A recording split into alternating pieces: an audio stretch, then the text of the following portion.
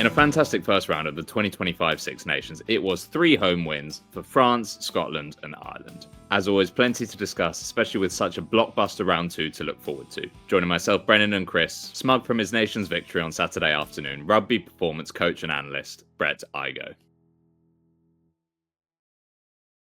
Round 1's behind us. It arguably largely stuck to script, and by that I mean the script we wrote last week, because for once our predictions were actually fairly... well, they were spot on results-wise. I'm generally not sure that's ever happened, so I think we deserve the tiniest pat on the back, but I don't want to be too sycophantic. We'll review round 1 today, look ahead to what's a fairly box office round 2, where there are a few that are much trickier to call. We'll get to that. Today we welcome on someone who probably had a better Saturday afternoon than most of us here.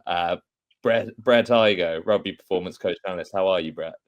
I'm good, thanks, Ollie. Looking forward to this. I'll try not to smile too much through it. Well, we're smiling through the tears. I mean, look, above all, more broadly, it was just a good opening weekend of rugby, wasn't it? Yeah, it was a great weekend. Even poor Welsh fans, but even that game, like watching France in second, third gear was pretty impressive to watch. Like, is Dupont getting better? I actually think he is, in a very strange way. I didn't think it was possible for him to do it, but he seems to be doing it. Yeah, it was great to watch. And then the other 2 games were good games, good contests. Well, now scrum halves aren't allowed to mess him about at the base of the scrum, then he's going to look like $10 million as opposed to the one that he looked at for the rest of his career. True. Yeah, that's just what you need at the moment. The law saying you can't touch a scrum half. I mean,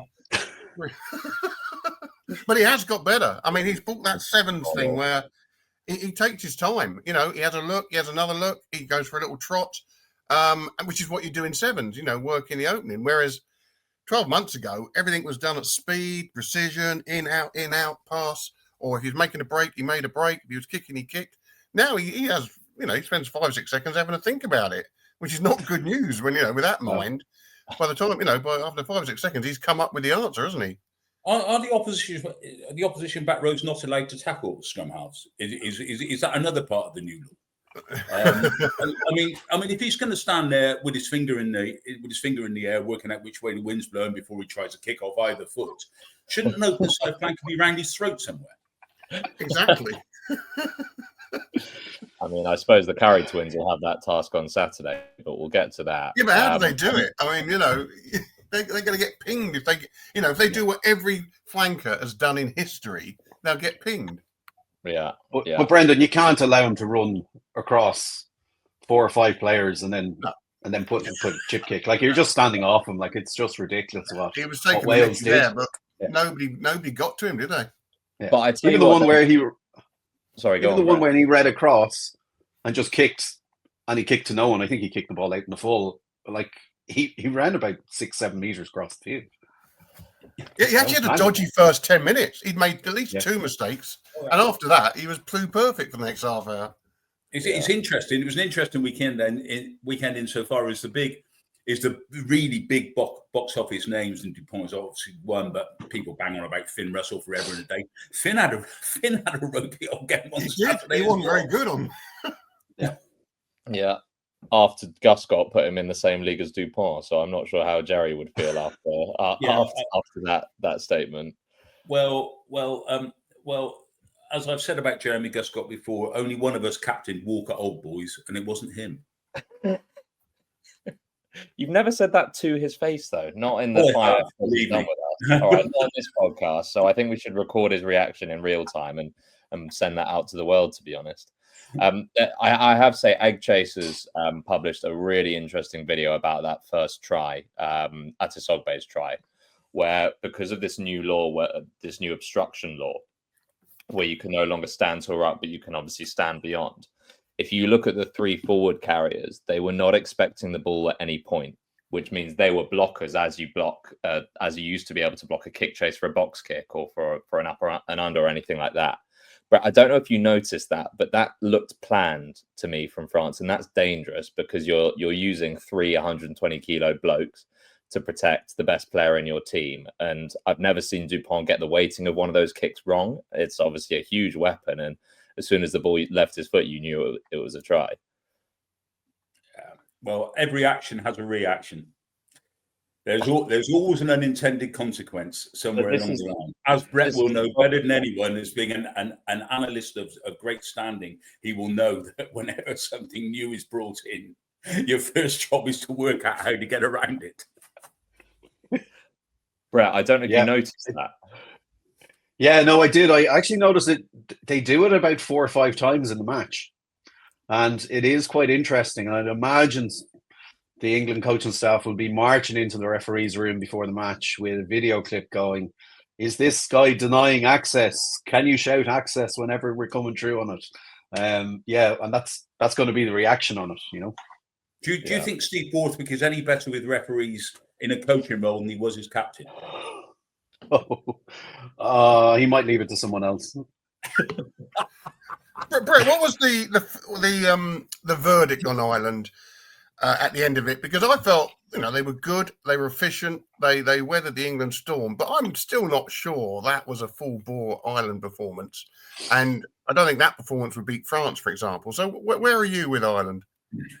Yeah, Brendan, leading up into it, I think the public, the fans, I think even speaking to some of the players, they were actually quite worried about the form coming out of November. I think we were clinging on hope that the likes of Leinster were still doing pretty well in Europe. Most of the players are coming from there, as you know, and I just thought even the performance director did an interview during the week before the England game, just talking up about how the players are beginning to hit form, and they did, but it was a slow start. It was a pretty slow start to get into it, but I'm not too sure it was a case of England fatigue and Ireland just being more streetwise than England at that time, whether that got us over the line. But yeah, I'm with you, Brendan, on this. I don't know whether we're on the curve on the way down or whether we've hit just that little blip. I was worried about Farrell not being there. I was just worried about who was going to be the main instigator of motivation. Farrell's in charge of the attack as well, so who was going to take over that mantle, and was it going to flow as well as it did, say, 12 months ago against France? Yeah. To the untutored eye, Brett, and believe me, there's no eye more untutored than mine, it seemed to me that Ireland's success in recent years has been built on this tremendous team understanding of exactly what they're trying to do, everyone on the same page, no one panics, etc., etc., etc. On Saturday, there were some individual contributions, most obviously from James Lowe, but there were flashes of Gibson Park and there were flashes of Tyburn, and there were a couple of long passes from Prendergast, which maybe we haven't seen so much of from Irish 10s in recent years. And they were the on-field spark. They were individual actions which sort of combined to take the game by the scruff of the neck. And that was the kind of difference. While England were allowed to do what they'd gone out to do, which was to spoil as much as anything, hence the selection in the back row, they were quite comfortable there. Once someone did something just a little bit off graph, that was when England began to struggle and couldn't really find an answer to it. Does that make any sense to you at all? Yeah, it does. Like even when you look at Tyg Burns try in particular, like it was completely a 2-3 phase power play. They had identified a weakness in the England defence, which was back down that short side, and it was all pre-planned. I think that's something that Ireland have done since Joe Schmidt era, like all those fancy Joe Schmidt plays. And to be honest, they're still actually ingrained within the team. Like you can still see them coming back out again now and again, depending on the opposition scout. I think Ireland and the current Irish coaches and the analysts are very, very good at spotting weaknesses in the opposition. And I'm not too sure any of the other 5 teams in this championship have that intellect and the ability to act. Like it's all well and good. We can sit here and be international coaches and watch all these great opportunities you have, but you have to have the players that can activate it. And I think Ireland have that. I think they have really, really intelligent players. Like just look at Burns' support line after the line break. Like England have 2. Marcus Smith had a line break after 90 seconds. The other 14 players are just looking at him, basically clapping. They could have been the spectators in the stand. Like there was 2 or 3 others throughout the match that England had, no support players, whereas Ireland, they work very hard on that part of their game, and it pays, and it gets them the results. Like that's what happens to them. Yeah, you know. But they do have a very smart coaching staff, but very, very smart players too. And yet, I hear exactly what you say there. And yet I felt Ireland actually pulled away and won the game before, a couple of late scores made it vaguely respectable. But when Jack Crowley came on, I thought when he comes on, it's like oil on water. Everything starts happening much smoother. Prendergast is richly talented, but he's like Marcus Smith. Some of the lads don't quite know what he's going to do next. And also, he'll always push the envelope a bit. And a few little mistakes creep in. Crowley, who's not untalented himself, but he's a bit more of a facilitator, a bit more of a sort of gentle engine purring away. And suddenly they were, four tries and what was it, 27-10 up, game 1. Now, I don't know, the late scores did put a bit of a gloss on it, but I thought that was the key moment when Ireland pulled away. Yeah, Brendan, did you notice I think it was the opening 10 minutes, Prendergast threw an intercept pass. I know it came back for a penalty. I think it's really interesting. If you carry on watching the clip of that, you'll see Henshaw going over to him and just going, mate, you need to calm down. We need to go back on script here.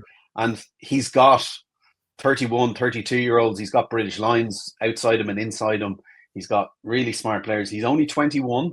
And I'm not too sure there's too many 21-year-olds that were able to go out in a debut in the Six Nations and perform proficiently. He wasn't outstanding, but I think the impact of Crowley when he came on, similar to Australia when he came on as well, he was outstanding.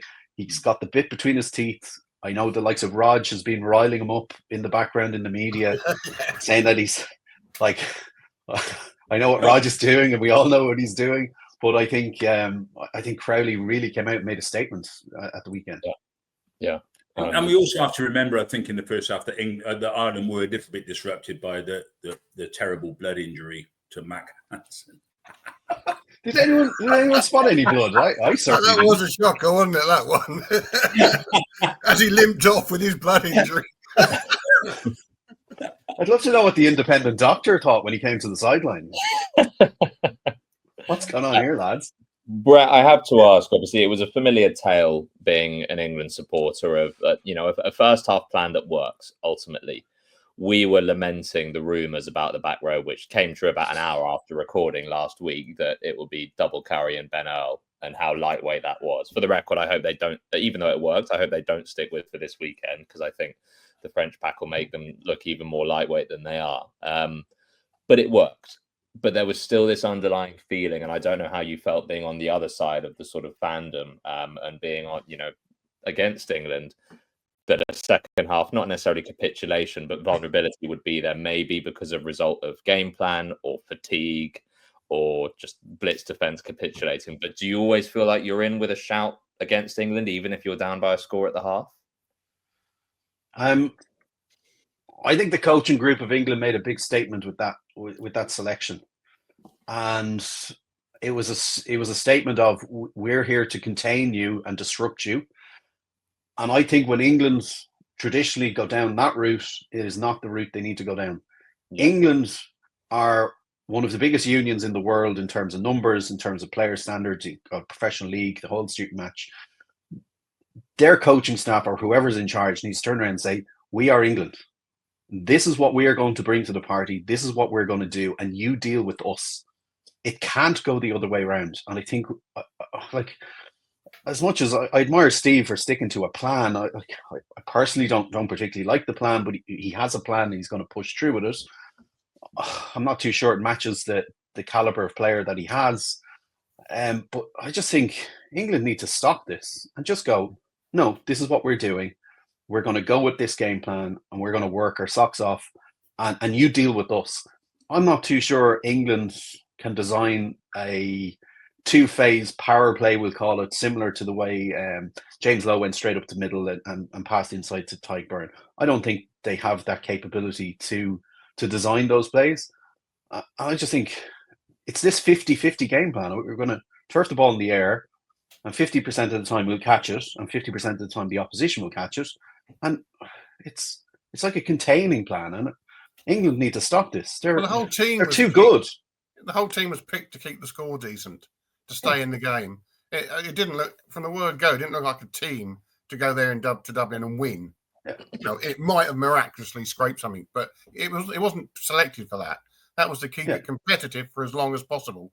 And to a very small extent, that worked. But there was no plan B. What happens when we're either just in front or level pegging with 30 minutes to go? Oh, what happens next? England just never know.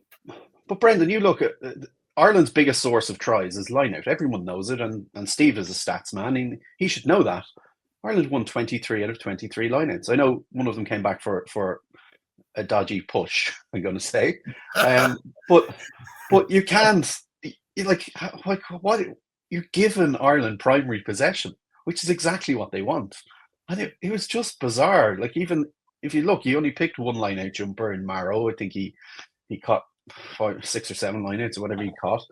Yeah. The other second row won one line-out.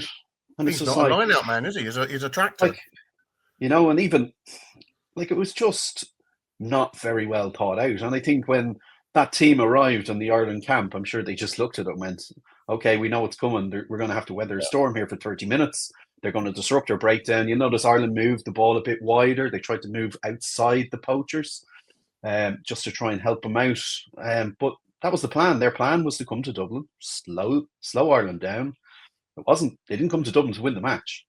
No. If you're happy to go from set piece to set piece on the wrong day, then that is quite a worrying. That's quite a worrying indictment of game planning. I mean, you can spin that back to the 2019. Was it 2019 World Cup semi-final when England beat the All Blacks, and that particular England team was good at set piece. They were particularly good at the line-out, and the All Blacks kept on kicking the thing off the field and gave England start after start after start after start. And a number of coaches actually went public and said, well, Hansen, great coach that he may be, has got that completely round his neck. Yeah. And it's, you can flip it on its side and say, well, England weren't the brightest side on Saturday, because that Irish line-out is a very potent weapon. Yeah. 100%. I mean, look, I think the feeling here is this wasn't what it was in the autumn. It was ultimately 27-10 is the way I see it, and the 2 tries at the end were sort of late consolation. One thing I did want to ask the floor about is, and I should say before I get accused of sour grapes in the comments section, England deserved to lose that game. Scoreline flattered us, but Ben O'Keefe, should James Lowe have been on the pitch before assisting that final try with Tyg Burton? No, he made it quite clear the next person to come in was off, and then he bottled it. I mean, that's all there is to it. Just as he made it quite clear when Marcus Smith got yellow, next person who dived in and deliberate foul off, he carried that one out. He either completely forgot about what he'd said, or he got wrapped up in the moment. I don't know, but of course. I don't think we can go too far down that road. I mean, Caden Murley's JPR Williams impersonation in the corner, which was a no-arms tackle with the try line all of 3 millimeters away, was ridiculous. Yeah. I mean, what is a TMO for? Seriously, what are they for? I know I've asked this question rhetorically every week since the bloody people were invented, but I do not understand how Murley got away with that tackle. Do not understand it. Yeah, and it got slow-mo replayed at the very least as well, and so the TMO did actually see it. Well, if we're looking at TMOs, how was that French try ever allowed? I mean, it was bonkers. The Dupont forward pass. You could see it from 460 miles away here. It wasn't even looked at. It was, that try is worthless. I don't ever want to see it again. Wayne Barnes, great referee, is in the Telegraph today arguing that forward passes don't really matter that much. They matter, absolutely. You haven't got a game of rugby unless you reckon. Unless they're ridiculously forward, he's basically saying let's not. Well, you're denying a core skill there. That is ludicrous. He needs to come on here and explain himself. That is utter nonsense. Yeah. News has just broken, by the way, that Caden Murley has left the England squad and will be replaced by Alex Lazowski. So, well, he will be missing the next game regardless, whether that should have been because of his JPR impression or injury. Listen, I thought do you know what? I thought he was a spark for England. He took his try brilliantly. Yeah, he had a couple of brave fades, obviously. I've never seen him have a brave fade like that before for Quincy. Probably never have one again. So if he was fit, I would have picked him. I would have backed him this week. You need that gas against France. The first aberration in his in-goal area was a bit harsh because I think he touched that over himself. He did. He's definitely touched it. And therefore, that's easy to explain his thinking.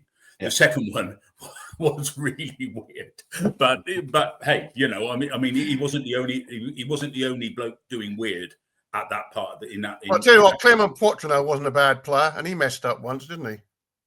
Yeah, he did.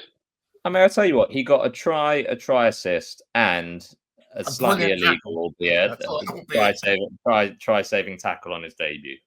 So when he was on the ball, he was actually very good. He was really good. But it's just that positional. He should never, that one that he did touch, he should never have let that bounce. Oh my God. No. The coaches must have been going, oh my God, he's never done that before. We've never seen him do that before. But hey, that's what the Six Nations does to people on the start, people who are young, He's never played in front of 51,000 at the Aviva at a match that matters. I mean, God almighty, it makes a difference. Ask David Trick about life in Dublin with the ball in the air. Yeah. Alex Good, who should have probably 100 caps, got just dumped after he dropped one steepling high ball under his post in Dublin on a piss wet afternoon with half the Irish pack charging at him. I've never seen Alex Good drop a ball since, but he got this reputation that he wasn't good under the high ball and England dumped him. It was ludicrous. Yeah, indeed. That's a well-remembered flag, actually. I'd forgotten that, but I can picture it now. Guys, let's talk about. I want to talk about next weekend, not yet, but obviously Roman and Tamak won't be there. That was the blemish on a tier 2 France performance against obviously a tier whatever Wales side. Brett, are you expecting Thomas Ramos to slot in at 10? Sorry, and then they've obviously got as many options as they do at 15.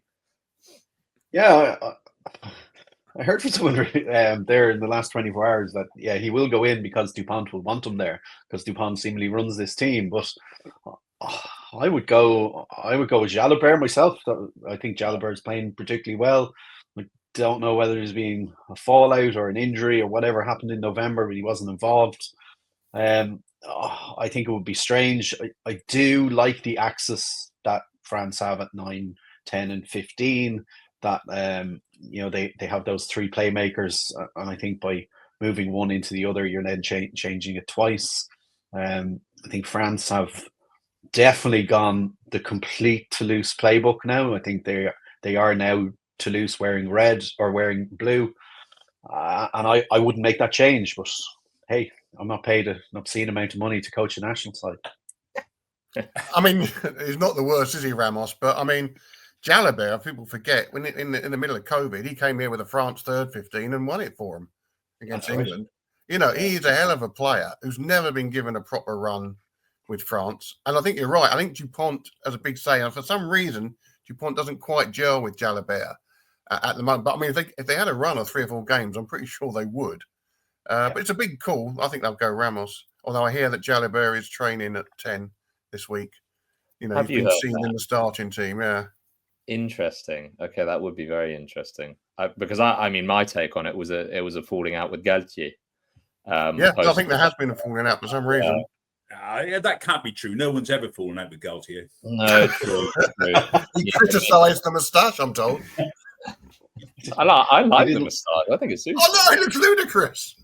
It matches the glasses. I can handle the glasses, but not the tash, not both. Oh together. no, I think it's great. I think it's fantastic. That would be interesting if they brought Jalabert in. And then presumably Damien Panel will be back as well. Let's get to score predictions in a bit.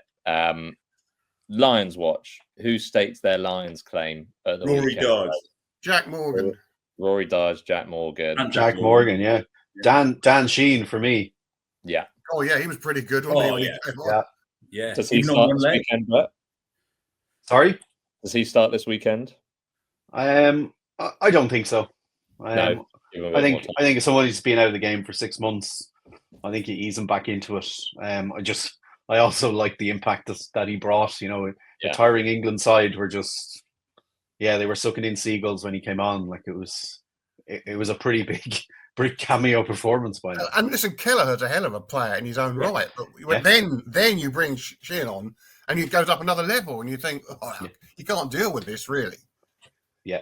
I have to say on the Darge front, and I remember Gregor talking about him years ago, saying that when this bloke comes into full flower, he will be genuinely quite something. And then he had the long injury, didn't he? And it's set him back, and it's taken him a while to get back up to speed. But if he catches the eye in a tough old game this weekend, if he catches the eye in anything like the way he caught it for the first hour last weekend, then I think he's more than a bolter for the Lions anyway. I think he's a very good player. I mean, there are some good sevens in the frame, clearly, but I thought he did himself and his reputation a hell of a lot of good at the weekend. Gilchrist was very good. I hadn't really noticed him massively before. He was their main tackler up front when Italy started to put a bit together.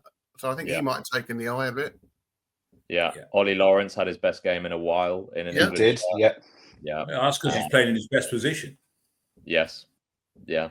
The midfield. Yeah, I tell you what. For all that, last week we said we wouldn't be happy if the back row was picked. We wouldn't be happy if it was Slade Lawrence. But both of those units actually functioned fairly well. I mean, Tom Curry, I'm not sure he knew he was in Dublin for most of it, especially after that shoulder to the head from Caelan Doris. But he had his game for a while. He had a good match.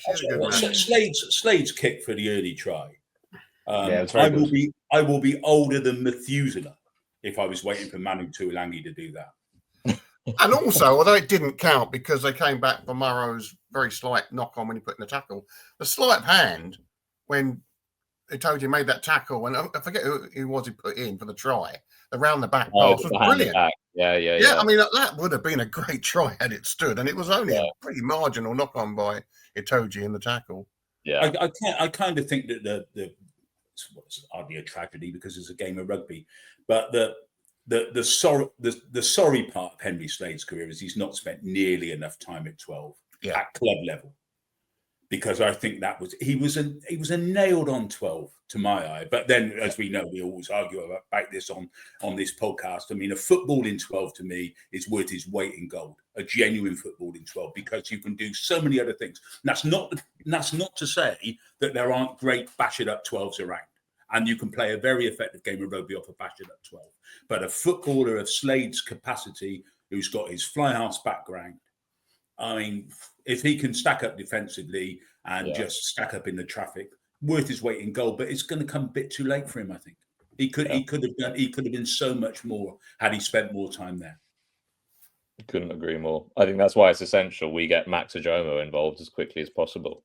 Yeah, he's got something different about him, definitely. Yeah, he definitely does. Guys, let's run over the predictions and how they went last week. It's bloody tight at the top. Myself and Nick are on 21 points. Just to remind how the scoring system works, it's 5 points for a correct result, 1 point for within 7 of naming the team score, and 3 points for an exact score. I've got to tell you, Brett, that's the first time he's ever told us the criteria. We've been doing this for 4 years. I've got no idea what we're meant to be doing when we predict the score. Have you just invented the criteria to put you on top, Ollie? I think it'll change next week. Just...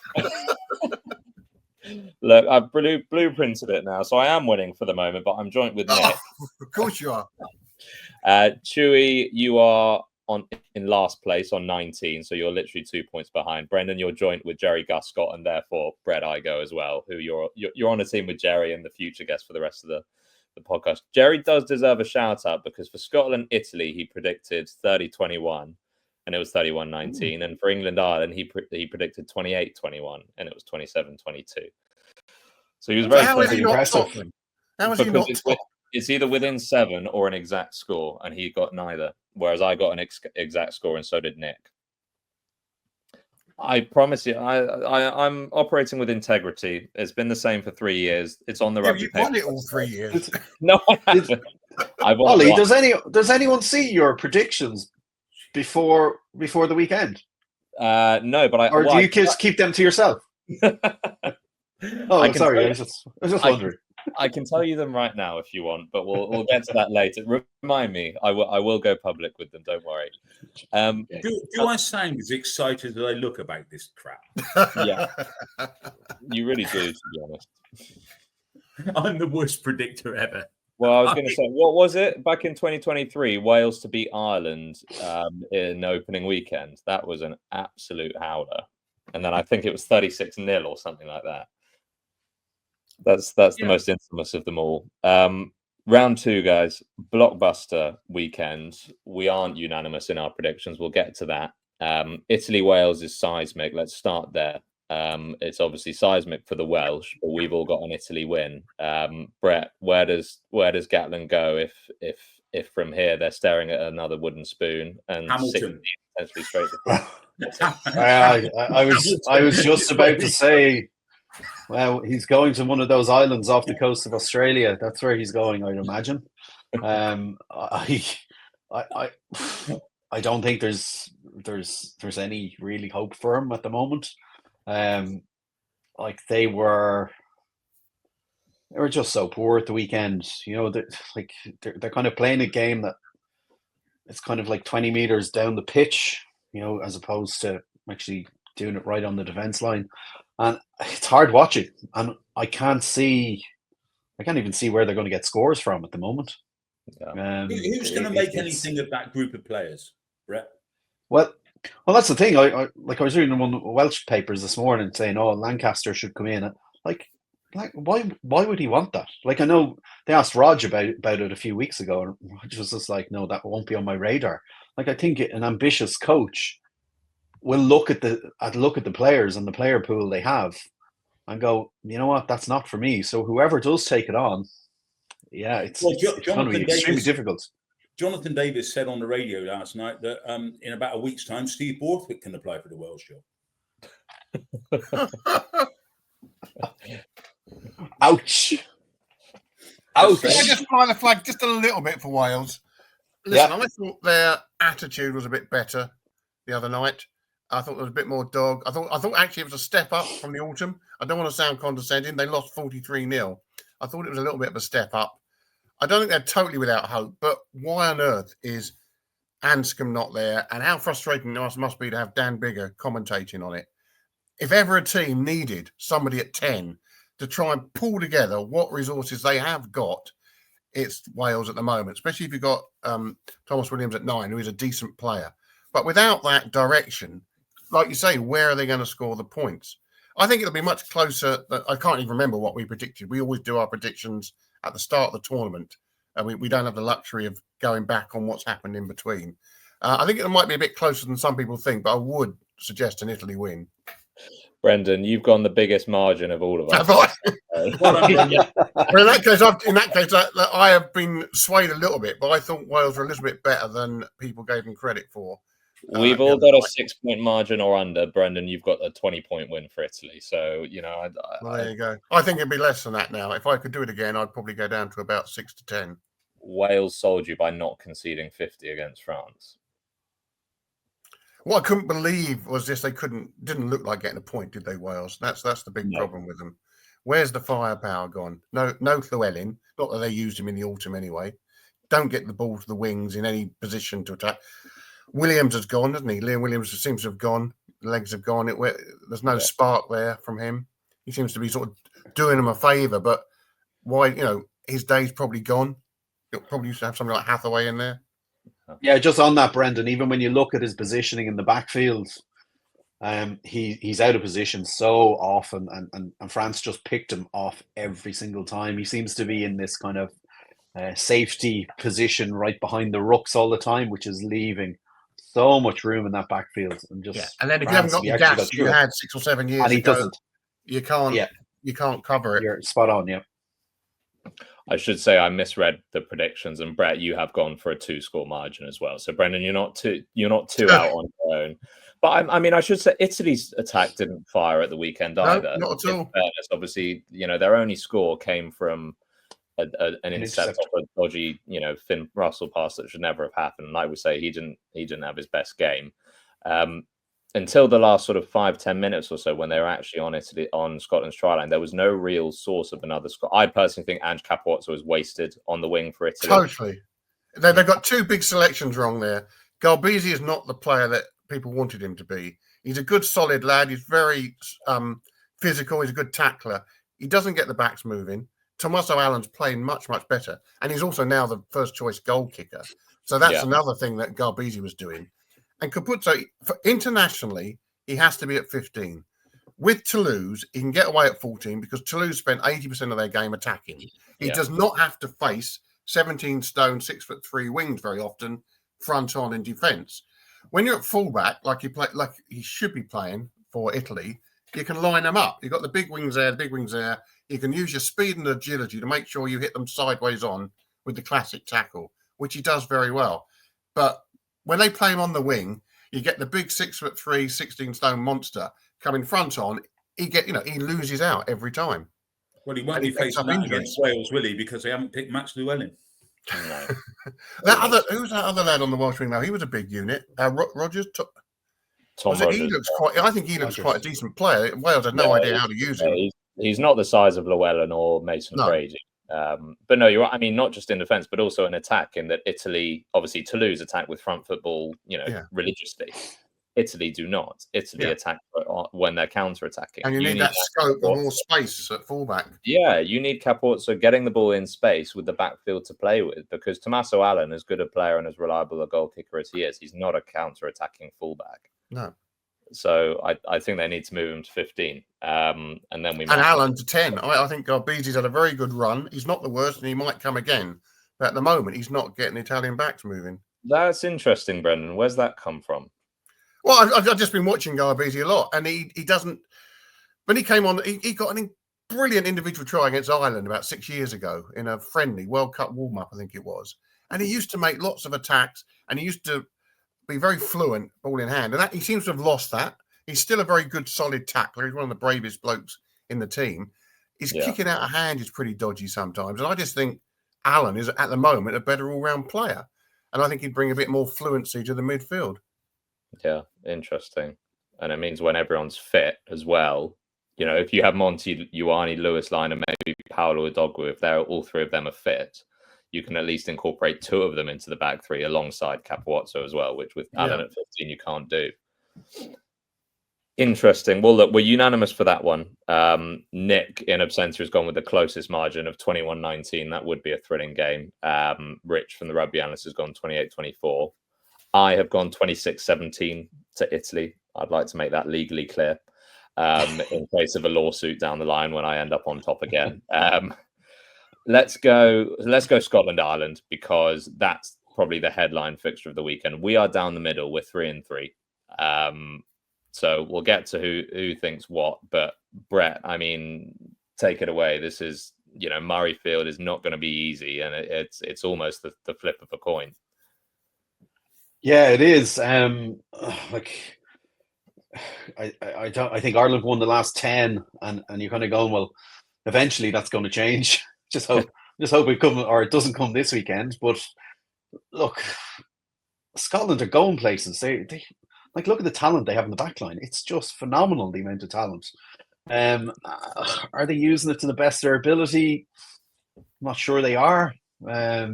It's interesting when you watch someone like Blair Kinghorn is a great example.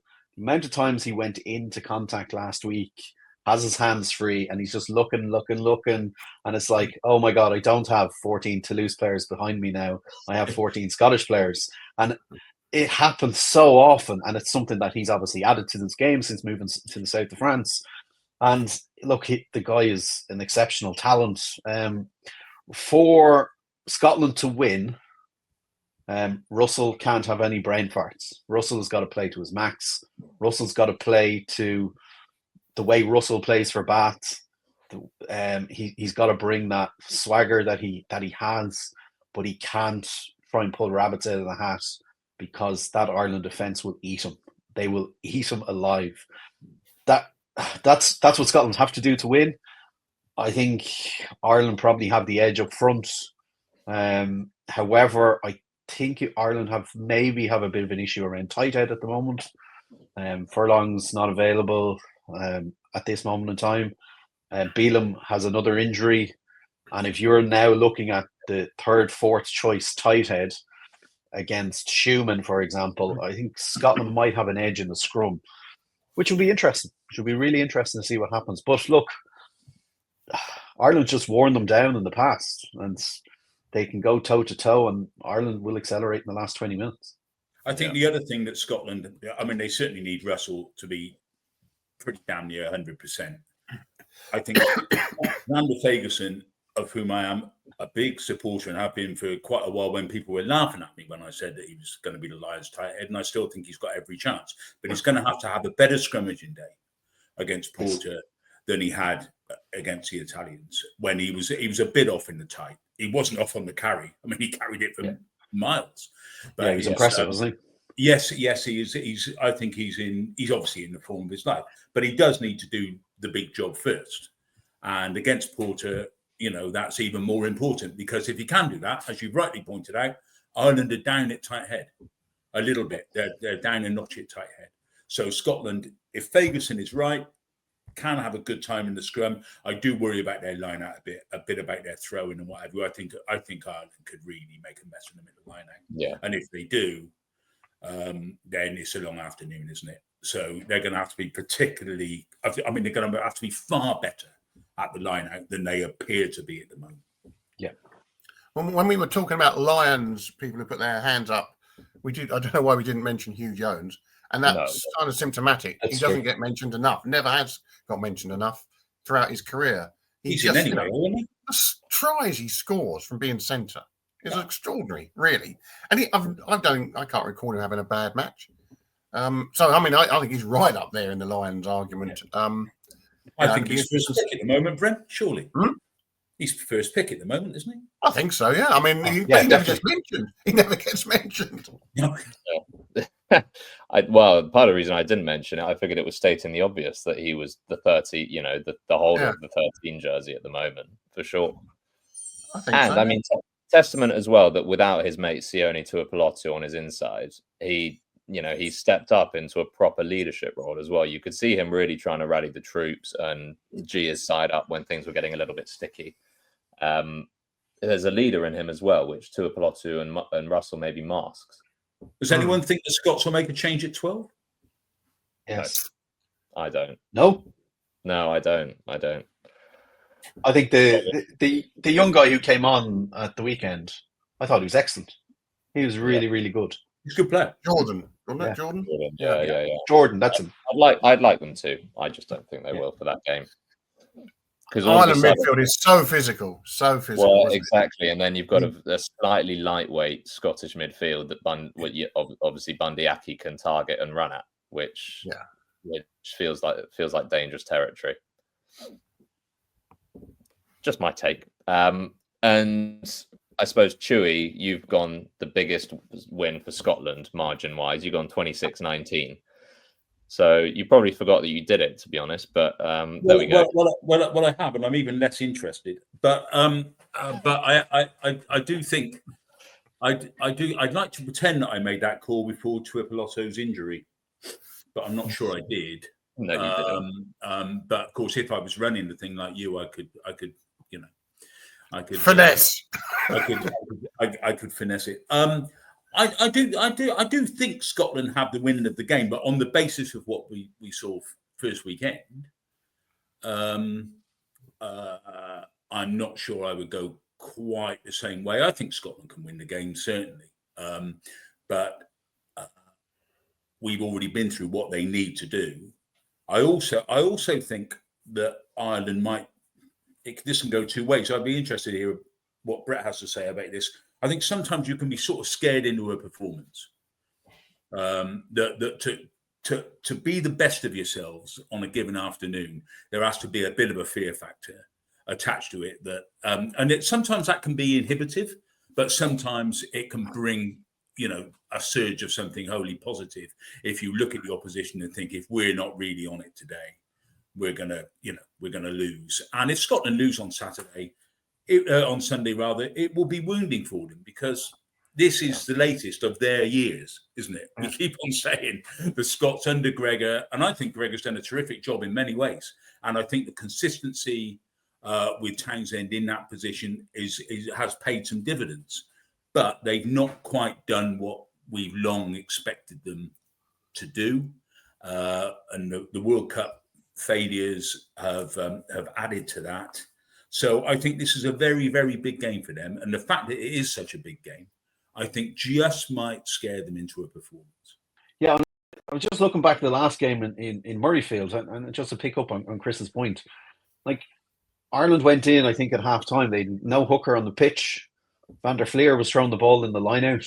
I think Healy was actually striking the ball in the middle of the scrum. If there was ever an opportunity to take Ireland, that was it. And it was like they were afraid to do it. Yeah. So whatever it is in the back of their heads about this Irish team, I'm not too sure they're 100% believe they can do it. They have all the players in the world that can do it. Well, they certainly do from 9 out to 15. But and in fairness, their back row being excellent as well. But there's just something in their psyche just going, we're just nearly there, and it just fades off. And the same happened last year. They were they going for a Triple Crown last year? I think they were in Dublin, and they just didn't. They just couldn't do it. They just failed to do it. And whatever way they're like. Being a sports psychologist in the Scottish Rugby Union, I'd say, is the hardest job in the world, because you've got to convince them that they have some really talented players, but they just can't piece the whole thing together. But to go down to Twickenham, no problem. Absolutely no problem. But I actually fully believe that trophy, that Calcutta Cup, is theirs. Yeah. Well, in recent time. Yeah. How mad is that? There was a little sign of it on Saturday when Italy came back at them. They went very, very quiet, the Scots, didn't they? Yeah. It was quite unnerving, really. I mean, there was a point where Italy were nailed on winners. Yeah. Everything was going their way, and the Scots didn't appear. It wasn't a tactical thing or anything like that. I just think they went into their shells, and they are prone to do it. And whether that's around leadership on the field, I don't know. I don't know. I mean, if we knew the answer to that question, we'd all be highly paid sports psychiatrists or psychologists. We certainly would. When Scotland beat England for the first time again back in 2020, or I can't remember the exact year it was, how many in a row had it been before that point? Because I'm just thinking, like, obviously Ireland are a bogey team for the Scots now. I don't know whether that's obviously not the case with England, but it seems like they have a hurdle to get over here. Are there parallels here that we're seeing between their relationship with England 4 or 5 years ago? I don't think they've beaten them since the 1980s at Twickenham. At Twickenham, no, but I mean at home as well. Well, they beat them a few times. I mean, they beat them under Woodward. They beat them under. I can't remember. Did they draw against Johnson's side? I can't remember. I mean, there have been. But this is what I mean. It's 10 in a row now for Ireland. It's it's not necessarily the same span, but it is an extensive span. That goes back probably at least 6-7 years. So there are some parallels for me. Yeah, there's certainly two World Cups where Scotland didn't fire a shot at all. And if you think back to the 19 World Cup, Ireland were in a terrible place by the time they'd reached those games.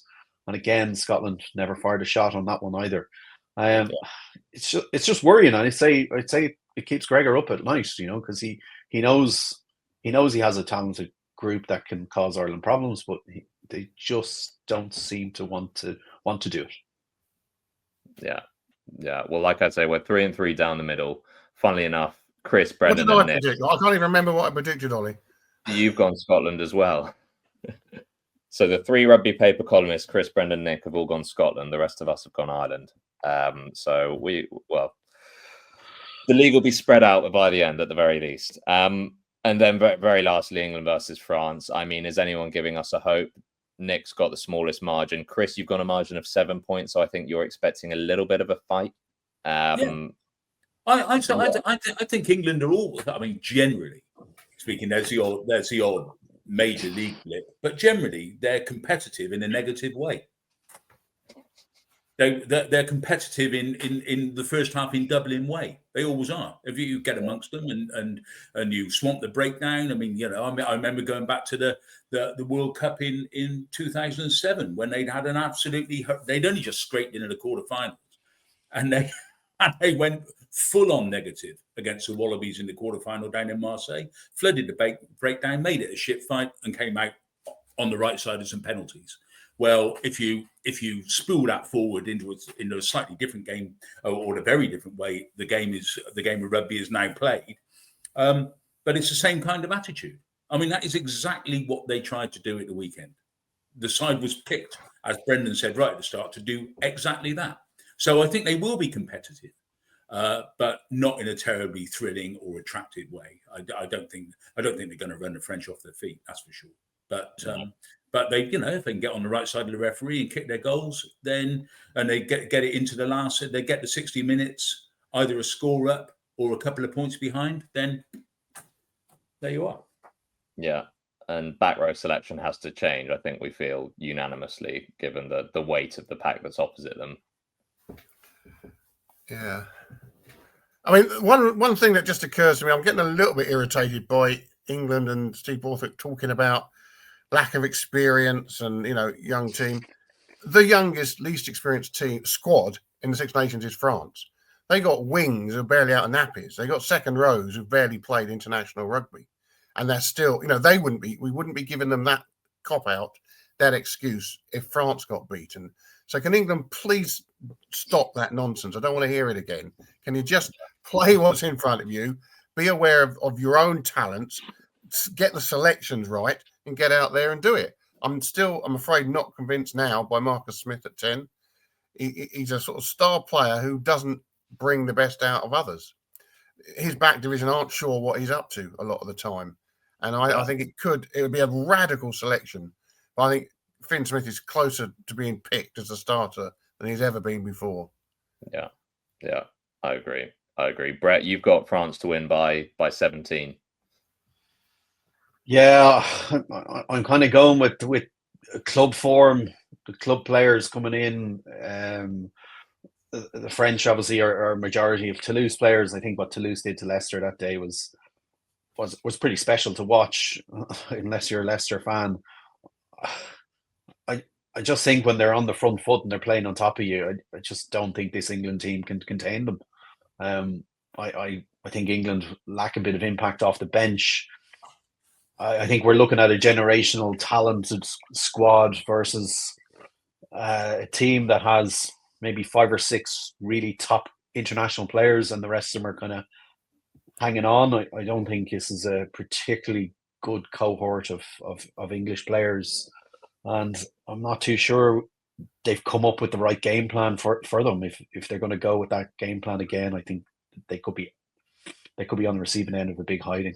Yeah, I think that's a really interesting point, Brett. We played a game sometimes in previous podcasts of trying to think of, and this is going back to 2003, how many genuine world-class players, and I mean by world-class, people who would be either definitely or as near as damn it in a world 15 of England produced since 03. Now, I'm not talking about people who played in 03 and then carried on, but who made their caps post 03. And there ain't many. There really aren't many. There's Marrow, but there was Tom. But also, Chris, if you go through this and just have a look at, take the positions of 2 and 9. So let's just look at 2. So Ireland had Sheen off the bench and Gallagher starting. Both of them, for me, are lines. They'll go on tour in the lines and they'll fight it out amongst themselves. If you look at France with Mofaka and Julian Marchand, and then you look at someone like South Africa with Marks and who's the other, the backup hooker, those 6 players are world-class players. If you look at what England, and I don't even know how it's got to this, their 2 hookers, they're good players. I'm not saying they're bad players. They're good competitive players. They're not world-class hookers. They don't have a point of difference over everyone else like the likes of Sheen has or the likes of Marchand has. And I think England have a whole host of this happens in various positions. I think 9 is another one area where they have it. I think Mitchell again. You're talking spine position. Yeah. Yeah. And then if you look, like they bring on Harry Randall came on at the weekend. Ireland are bringing on Conor Murray, who's a Lions Test starter. I know Conor's 34 years of age and his best years are long behind him, but he's still bringing that level of expertise and that level of experience where he knows exactly what goes on the pitch at a certain time and what to do at that time. Harry Randall, I'm sorry, ran up his own arse for the minutes he was on the pitch. And Test rugby is a very, very difficult place for them to learn their trade, which is, and I know Steve I'm with Brendan on this. This cap thing is a load of rubbish for me. Like France have much less caps than you, but yet they look pretty competent, and they'll probably look pretty competent on Saturday afternoon. Yeah. And that leads us, Brett. That's a really interesting point, and also it plays to the growing narrative that the way the game is played in the Premiership, with lots of 58 41s and 12 tries a game, and somehow this equals entertainment. I don't get that at all, but then I'm a boring old fart. However, there is a growing narrative that's almost the worst kind of preparation for the realities of the Test arena. Is there anything in that at all? I think when you look at teams like Bristol, like, they play such great rugby, and you're sitting there going, "This is brilliant to watch," but it's brilliant for 50% of the ball. It's not brilliant in terms of defence and what the opposition do. Is it preparation for Test rugby? No, it's not. And then when, like, Leinster went over and played Bristol, didn't even have to get out of third gear and absolutely ate them. And it was just like, you're just playing into our hands. Like, Bristol coaches did no analysis on Jacques Arber's defence because they just kept playing into it. Like, he must have been sitting in the stand going, "Can you believe what these guys are doing?" And I don't think it's good preparation. And, look, they've still got some really, really good players, but are they all international class at 1 to 15? I'm not too sure there is, and that's hard for the coaching staff, because do they have the best players in their squad? They probably do. I don't know of too many people outside of it. I still think that I find it really difficult to watch England at the weekend and then watch Scotland and just go, well, there's Blair Kinghorn, who's playing for Toulouse. He's playing fantastic rugby in top 14. He's allowed to play for Scotland. The best player in the top 14 is Willis. He is absolutely sensational. He's so sensational, Toulouse have made him captain when Dupont's not there. Like, that's how good and that's how highly regarded he is. And we just go, nah, we're not going to use that. Now, I just think that's really, really cutting your wrists. If you got someone of that talent, you've got to play him. And as much as Ireland have that kind of unwritten rule as well, when Sexton went to Racing, Sexton was still played for Ireland. So we have this unwritten rule, but realistically we don't. When Zebo went to, where did he go? He went to Racing. He wasn't used, but he was actually surplus to requirement for that national coach at that time. I'm not too sure Willis is surplus to requirement. If anyone watches Top 14 every week, he's a standout. He's an absolute standout. I'm sure the French are just scratching their heads at this. And also, I mean, the point is, Jack went to France because he didn't have a choice. Yeah. He was at, everyone was up to salary cap when Wasp went bust, and he went where he could get a game of rugby effectively. Yeah. So it was disgusting. The RFU, I mean, this is the bloke who had 2 ACLs, one of them on England duty. The club goes bust. Nobody in England, they're all up to salary, can't afford him. RFU don't step in. They stepped in for bloody Sam Burgess and paid his wages. They didn't step in for Jack Willis. He goes off to France. France paid him, Toulouse paid him very little to start off with, but they didn't, but they were willing to take the risk. They picked up the tab. He was brilliant. They immediately put him on a proper contract, and now he can't play for England. I mean, it's ridiculous. And there was me thinking that I'd never hear the name Sam Burgess again. I just thought I'd lob that one in for you, Chris. Thanks for that, Brendan. You've just ruined my year. But the money was available for Sam Burgess, not available for Jack Willis. Not to mention the club card that no one else had.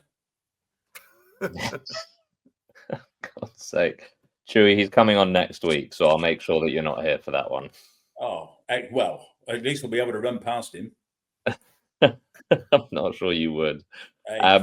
Brett, where are you going to be watching this weekend? Are you staying at home? Am I staying at home? Yes, I am staying at home, I think. unless my wife and kids have other plans for me at the moment. I'm actually off to Leeds this afternoon, but I should make it back. Amazing. No one gets out of Leeds. No, people do make it back from Leeds occasionally. I've heard it before. I've heard that one. It's not necessarily a death sentence. Brett, before you go, because you're a man who analyses things and you know the laws, unlike 99% of people in this country, can you just tell us exactly what happens with the new line-out law about what constitutes contesting the line? If you put a man at number 1 and he goes like that, even though the ball goes to 4 or the tail of the line, and then it goes crooked, is that it should be, in my opinion, that should be contesting the line. And therefore, if every team did that, you'd absolutely nullify that ridiculous law change. Yeah, it is. Anyone who gets in the air. Right. So if the opposition get in the air and you throw the ball at 2, and you throw the ball to 6, that's technically a contested line out. So you can put a bloke at number 1. All you have to do is get 6 inches off the air, regardless of where the ball goes, and you can absolutely neuter that one. No, I think there was only 2 at the weekend. Was there one for Scotland and one for Italy? When I look back at it, I think it only happened twice. But the Italians had one where the guy cut it off over here, and because Scotland stayed on the ground, yes, I think I remember that one. Yeah, play on. You know, interesting. Right, good clarifications, and we'll look out for that. I mean, something will happen at some stage in this tournament, and you'll think, why is that? You know, why didn't you just put a bloke at number 1 and just jump a bit? Oh, I saw some of the questions coming in from some of the unions to World Rugby. One of them was if your hooker goes and fires it to your 10 and the opposition stay on the ground, is that allowed? And they were like, no, obviously it's not. It still has to be down the contest. Just like that came from one union. Bizarre.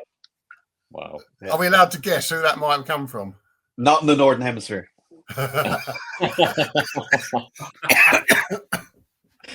Bend the rules as best you can. Yeah, I think I have a pretty good idea. I can't remember many rule changes being driven by the Northern Hemisphere. Full stop, Brett. No, we're quite happy. We just get on with it. Yeah. I think our feeling is the latest law change around the rucks hasn't helped. But no, look, I suppose that will play out towards the rest of the championship. It's interesting, Ollie. If you go and have a look at that law change about the 9, you have a look at the strike plays that France now play off the back of their scrum. Now that Dupont has the free reign of every international pitch and club pitch around the world now, thanks to the new laws, their strike plays are all involved him. Just causing so much carnage in the middle of the pitch. If you go back to, say, teams like England, I'm going, well, where's your innovation here? Like, they've clearly gone away and have gone, right, we've got the best 9 in the world. This is what we're going to do. England have a proficient 9 and a powerful scrum, and I don't see any innovation. Just don't see it. I mean, it means I don't think we've begun to see yet what can be done defensively, though. Austin Healy, as he often is, was very interesting on a club match a couple of weeks ago about where the defensive 9 should stand and how he could be blitzing the 10 and because he doesn't have to stand back so far, he can be just at the base of the scrum. He can get to the 10 or whatever move they're working there quicker than anybody else in his team. So I didn't see any of that at the weekend either. Yeah. Yeah, but I guess if you do that and your scrum gets a bit of a right shoulder, then there's a pretty big. That's the danger. Yeah. Yeah. I mean, it means Dupont's now playing as a 9 and a 10, basically, which is not what you want. Okay, guys, I think that's probably our lot for today. Brett, massive thank you for joining us, and so fascinating to hear your insights. Thanks for having me. I really appreciate it. Cheers, Brett. Very good. Yeah, good fun, Brett. Thank you. And look, let's keep in touch. Are you backing Ireland for the Grand Slam, or it all hinges on that round 4 game at present. Obviously, that could change this weekend. I'm gonna wait for you to press record or stop recording before I answer that question. I wonder. So I think you know what I'm going to say. Oh, of course, Ireland will win the Grand Slam. Well, I'll keep that bit in if it's all the same to you. Brett's got to work. Come on, be fair. Thanks, mate. No, don't worry. I'll cut that bit. Thanks so much, Brett. Yeah, good to see you guys. Cheers. Go well. Thank you. See you, mate. Bye. Thanks for listening to this week's edition of the Rugby Paper podcast, and don't forget to subscribe on whichever podcast platform you use and recommend the show to your friends. The Rugby Paper is available to buy every Sunday, and to make sure you don't miss it, subscribe through our print, digital and online options at therugbypaper.co.uk/subscriptions. That's therugbypaper.co.uk/subscriptions to get all our content for as little as 14p per day.